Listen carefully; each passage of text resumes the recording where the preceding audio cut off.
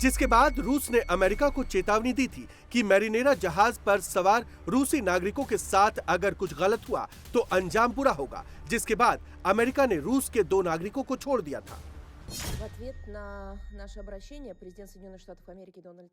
हमारी अपील के जवाब में अमेरिकी राष्ट्रपति डोनाल्ड ट्रंप ने टैंकर मेरिनेरा के चालक दल के 2 रूसी नागरिकों को रिहा करने का फैसला किया, जिन्हें उत्तरी अटलांटिक में एक अभियान के दौरान अमेरिकी पक्ष द्वारा हिरासत में लिया गया था।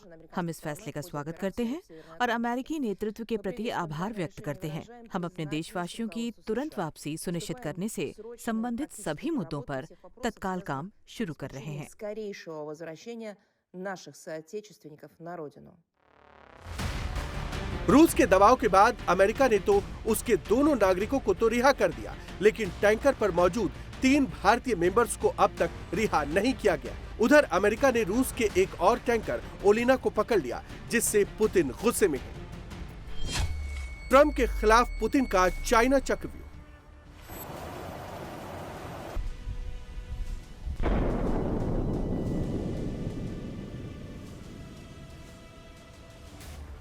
पुतिन ने शी जिनपिंग और खामेनेई के साथ मिलकर ट्रंप के खिलाफ महायुद्ध की तैयारी शुरू कर दी है। चीन, रूस और ईरान के खतरनाक जंगी जहाज दक्षिण अफ्रीका के समुद्री तट पर पहुंच गए। दक्षिण अफ्रीका के सिमन्स टाउन नेवल बेस पर इन जहाजों की हलचल काफी तेज हो गई है। ये युद्धाभ्यास ऐसे समय में हो रहा है जब वेनेजुएला संकट को लेकर तनाव चरम पर है। अमेरिका ऑयल टैंकरों को जब्त कर रहा है।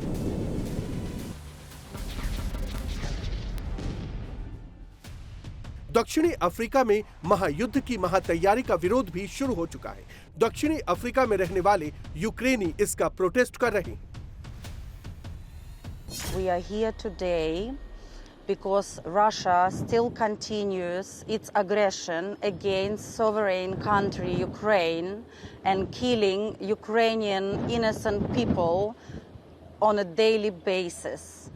So we here gather today together to oppose to Russian Navy training in South African water. We urge South Africa do not engage in any military and Navy training with Russia. A Russian training Navy only carries death, war, pain, and nothing good. सवाल ये है कि आखिर इस सैन्य अभ्यास से America की नींद क्यों उड़ चुकी है? इसे महायुद्ध का महाभ्यास के तौर पर क्यों देखा जा रहा है? तो आपको बता दें कि दक्षिण अफ्रीका की विदेश नीति इस वक्त अमेरिका की आंखों में चुभ रही है। ट्रंप ने एक एग्जीक्यूटिव ऑर्डर के जरिए दक्षिण अफ्रीका की फंडिंग काट दी है। ट्रंप प्रशासन का आरोप है कि दक्षिण अफ्रीका अमेरिका विरोधी शक्तियों का साथ दे रहा है। ट्रंप पहले ही ब्रिक्स को अमेरिका विरोधी संगठन करार दे चुके हैं। ब्रिक्स में चीन और दक्षिण अफ्रीका के अलावा भारत, रूस और ब्राजील शामिल हैं।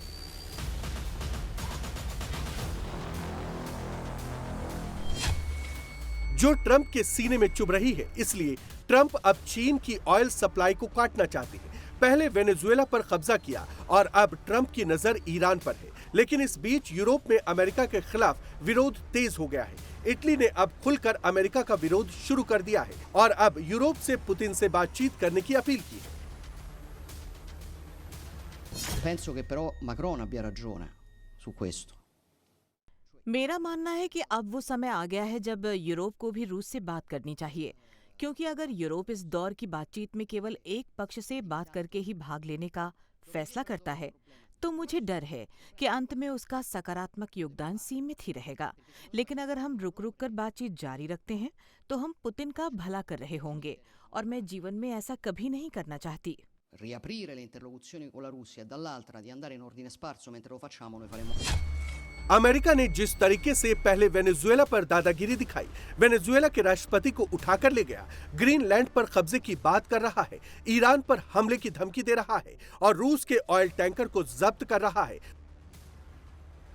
उससे पुतिन गुस्से में है, क्योंकि रूस की छवि को भी नुकसान पहुंचा है। अमेरिका ये साबित करने की कोशिश कर रहा है कि अब दो नहीं सिर्फ एक सुपर पावर है, लेकिन दुनिया जानती है कि जब पुतिन को गुस्सा आता है तो फिर किसी की नहीं सुनते। फिर तो महायुद्ध तय है, यानी थर्ड वर्ल्ड वॉर का काउंटडाउन शुरू हो चुका है।